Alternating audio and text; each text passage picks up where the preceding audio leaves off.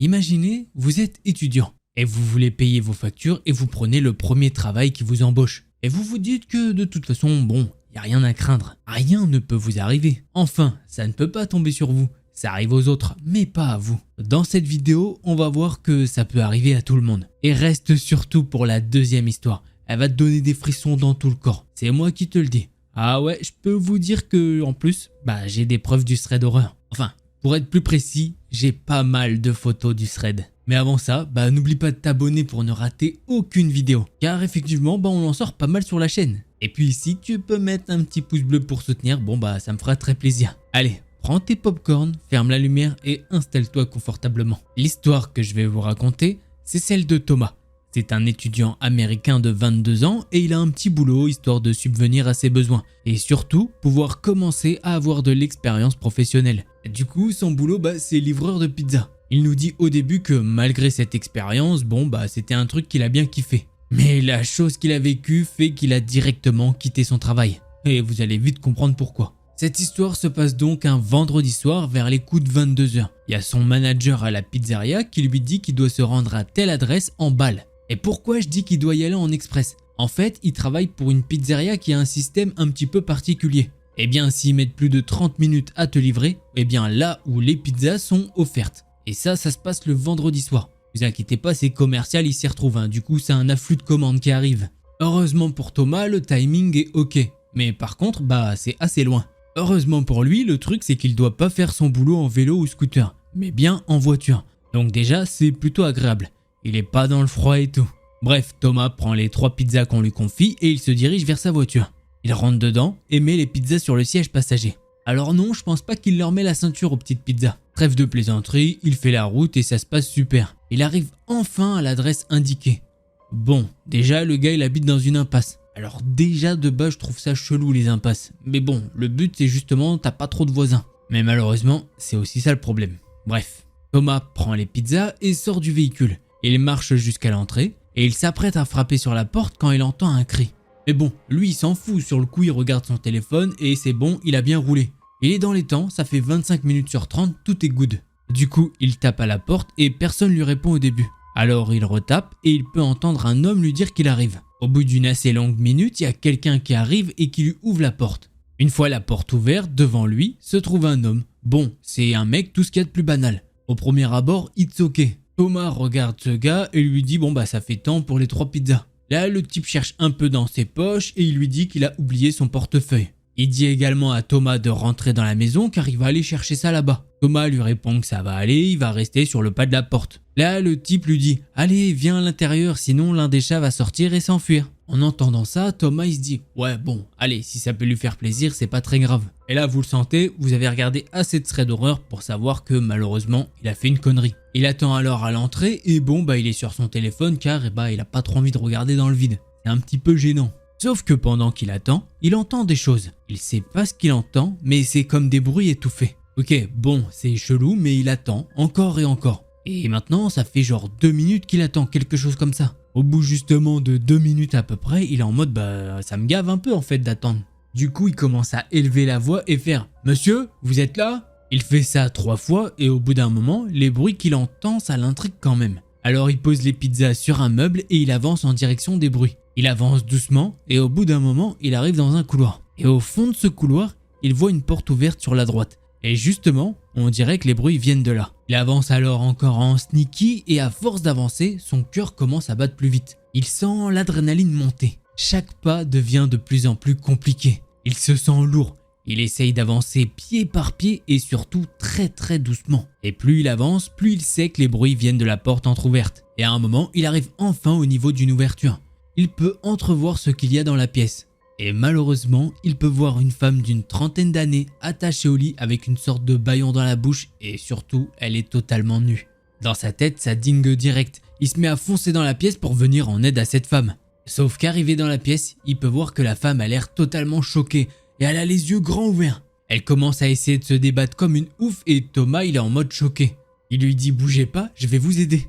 Sauf que là, en disant ça, il peut voir sur sa droite un bras arriver devant lui et surtout une main qui essaye de lui mettre un chiffon devant le nez et la bouche.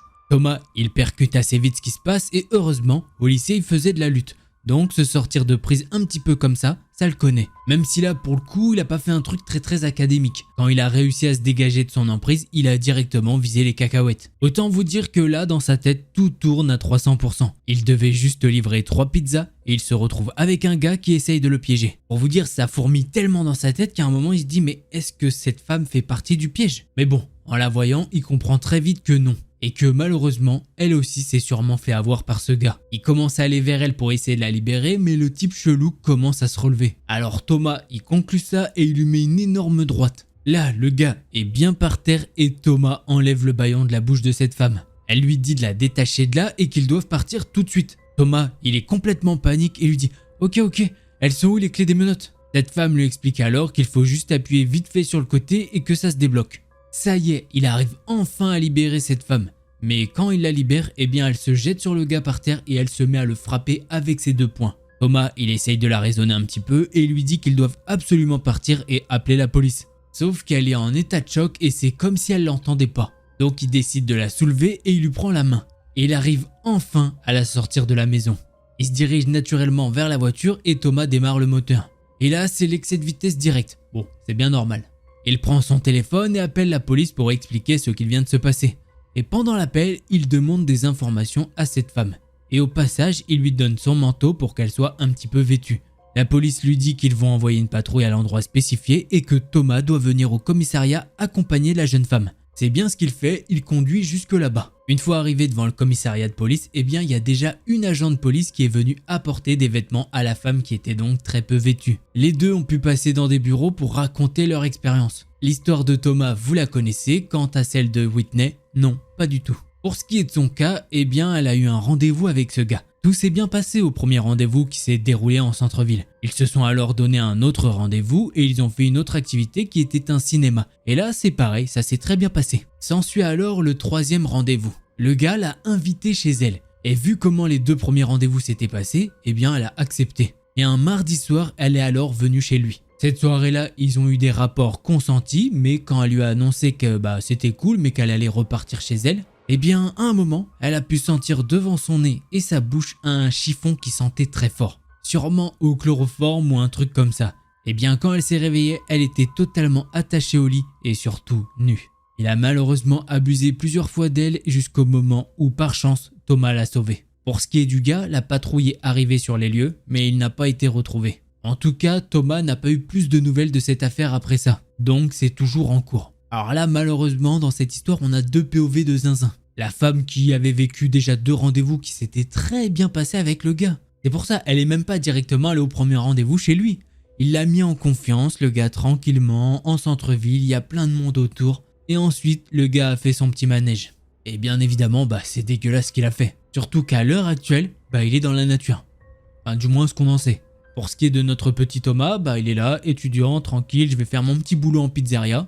Il prend ses petits billets, enfin bref, il fait ce qu'il veut de son argent, voilà, tranquillement. Et comme ça, à un moment, il tombe sur un gros malade.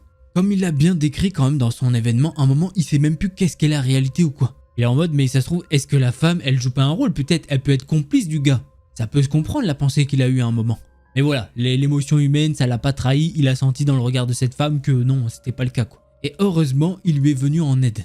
Parce que s'il voulait, il pouvait repartir, carrément, mais non, il l'a pas fait et bravo à lui quand même. Donc voilà, ça c'était la première histoire. Allez, je vous invite à passer au 2e thread d'horreur.